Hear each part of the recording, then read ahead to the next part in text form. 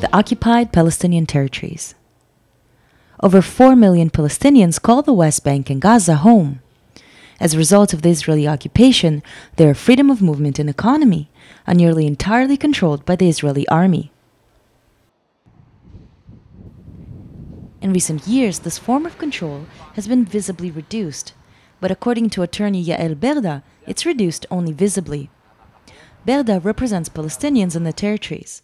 Her latest book, The Bureaucracy of Occupation, was published in July.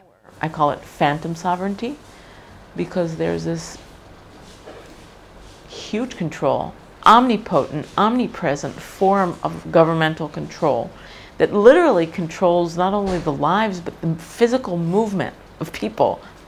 And perhaps the most powerful organ in the bureaucracy of the occupation is the Secret Service. The Shabak.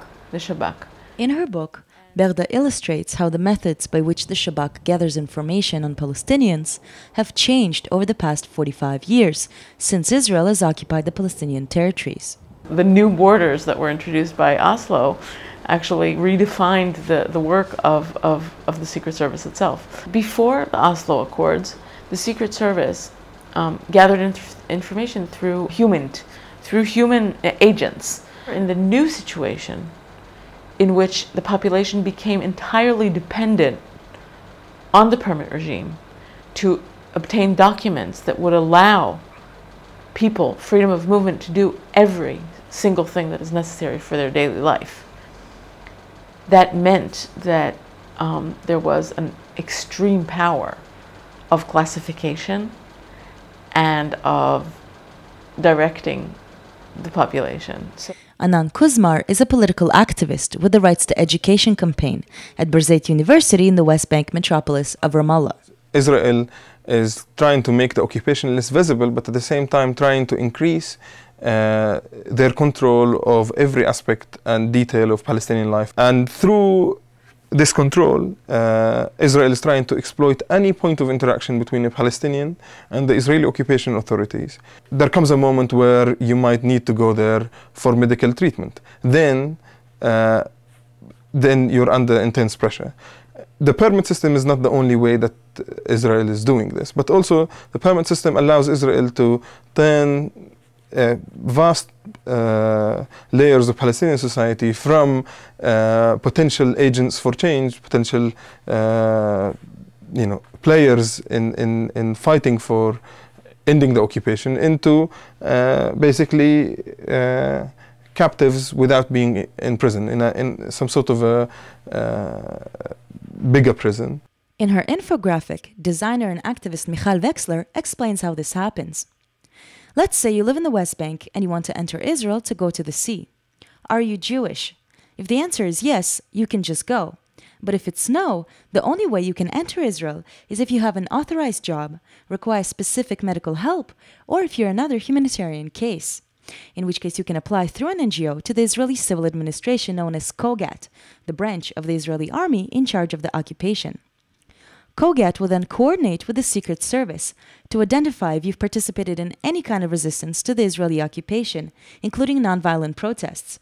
If you or someone in your family has been a prisoner in an Israeli jail who was wounded or killed by the Israeli army, or if you're a victim of a home demolition, in which case your request will be denied because of the prospect of retaliation. 35% of permits are denied for unknown reasons, in which case you can either give up, call an NGO, or pay for a lawyer.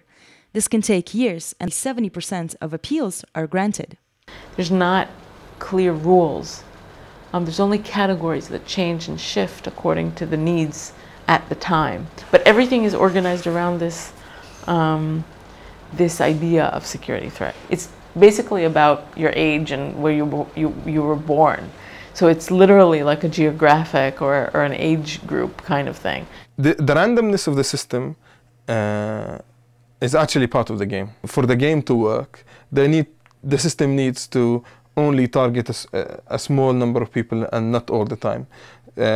Say every time you apply for a permit, you're required to collaborate with the Israelis, or you're asked to, then no one would apply for permits because it will become frowned upon. People will start suspecting you just for the mere fact that you even attempted to apply, knowing that you will be asked to collaborate with Israel. But the other kind, the kind about information, is one, if anybody in your family has been hurt by the Israeli army, you will be classified as a security threat because of the element of revenge. In 2008, the Israeli organization Physicians for Human Rights collected testimonies from Palestinian patients about their interrogations and how the Shabak attempted to recruit them to provide information. אני עבד. בתאריך 14 לינואר 2008 הלכתי לישראל לטיפול. בארז עברתי בידוק עד שהגעתי למקום שבו היה החייל. נתתי לו את תעודת הזהות ואת ההיתר, ולאחר מכן אמר לי החייל, שב. ישבנו בערך 3 שעות, ולאחר 3 שעות הגיעו 2 אנשים בלבוש אזרחי. ולקחו אותי לחדר, ובדקו אותי באופן מדוקדק מאוד. ולאחר שנבדקתי, לקחו אותי למעבר תת-קרקעי עם מדרגות, ולעוד מעבר עם מדרגות, עד שהגעתי למבנה ועלינו למעלה. נכנסתי לחדר, בו מצאתי גבר בגיל 40, קרח, שאמר לי, מה שלומך? עניתי לו, השבח לאל. הוא שאל אותי, איך הבריאות עכשיו? אמרתי לו, יותר טוב, השבח לאל. הוא שאל אותי, האם אתה נשוי? עניתי, כן, יש לי 5 ילדים, 3 ילדים ו2 בנות. אחר כך צחק ופתח את המחשב, וסובב את המסך לעברי, ושאל, מי בתמונה הזאת? הסתכלתי והשבתי, זו תמונה של אח שלי. הוא שאל, מה הוא עושה? עניתי, הוא מוכר גבינה. הוא אמר, אתה משקר, ואמר שהוא במשטרה של החמאס. עניתי, כן, הוא היה מוכר פיצוחים ולאחר מכן מכר גבינה, אך זה לא הספיק עבורו. לאחר מכן הוא התחיל לעבוד במשטרת חמאס, מפני שיש לו 8 ילדים. הוא עבד כנהג. אחר כך הוא שאל אותי, מי נוסע איתו? אמרתי לו שאני לא יודע. אחר כך אמר לי, אתה מקרה הומניטרי, אתה צריך לעזור לנו כדי שנעזור לך. אמרתי לו, האם אתה יודע ממה נפצעתי? נפצעתי כשהייתי בחווה. הוא אמר לי, אני יודע. אתה רוצה לקבל טיפול בישראל ואינך רוצה ללכת להניע שיטפל בך? אמרתי, אני רוצה לקבל טיפול בישראל. לאחר מכן הוא הזכיר 2 שמות של פלסטינים מאצלנו ושאל, האם אתה מכיר אותם? אמרתי, כן, הם שכנים שלי. אחר כך הוא שאל אותי, מי עובד אצלכם בחמאס? עניתי לו שאיני יודע. אחר כך אמר לי, לא תיכנס. אחר כך הוציא אותי מהחדר לחדר אחר למשך 5 דקות. אחר כך לקחו אותי החוצה, ולאחר שישבתי 5 דקות, קרא בשמי חייל ואמר, עליך לחזור לעזה. The gathering of intelligence is done for its sake itself.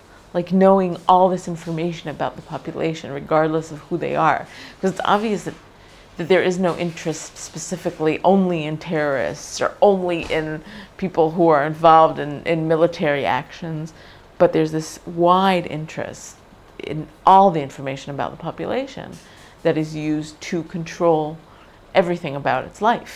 A lot of the information is very mundane, is very, very daily, and is about surveillance of the deepest kind. Basically, like, they're asking you to be a surveillance camera. Like, tell me when your neighbor Yusuf leaves the house and takes his car. What's in the inside of someone's house? Now, trying to figure out why this information was interesting, then someone told me that had worked previously in the Secret Service. He said, oh, that's a very powerful thing, because if I can invite someone and I can tell him, oh, you have that painting on your wall that so-and-so gave to you. It makes them feel like that all their life is open and all their secrets are known to you, even though they're not.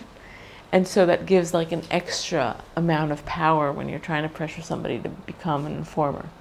The perception within the society that Israel knows everything, that they can tap your phone, they've got obviously now cameras basically permanently held by balloons over the Gaza Strip.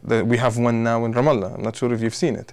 It's there not to record. I mean, what's a camera going to record over Ramallah? Okay, but it's there to make that statement. We've seen trends of arresting students in the beginning of the semester. So basically, new students enroll, they get involved in certain political student groups, and a few days later they either get arrested and for a year or so, and that's definitely enough to put off quite a lot of people from any form of political activism.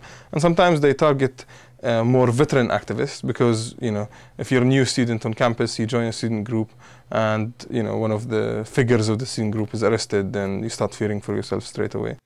Rahwi Karkaz is a resident of Gaza. 3 years ago, he had a motorbike accident and underwent surgery. In July, he was supposed to reach Tel Aviv for further treatment and another operation. To get his permit, he was invited for an interrogation at the Erez crossing, through which he would be able to reach the hospital in Israel. أنا أخذوني من على مخصوم إيرس وكان معايا مقابلة مع المخابرات الإسرائيلية وقعدت معهم ساعتين يجاوبوني على عدة أسئلة يعني على بيتي انحرق وعلى مصنع أخوتي يعني انضرب 3 مرات من الطائرات الإسرائيلية. بعد هيك أخذوني على سجن عسقلان على مركز التحقيق الكبير بعسقلان. قعدت 13 يوم ليل مع نهار التحقيق جاري على انه انت تابع لحركة حماس وانت بتساعد حماس في تصنيع صواريخ ومتفجرات. فانا كنت يعني التحقيق كان متعبني كثير وكانوا يعني يستعملوا الشتم والمسبات معايا.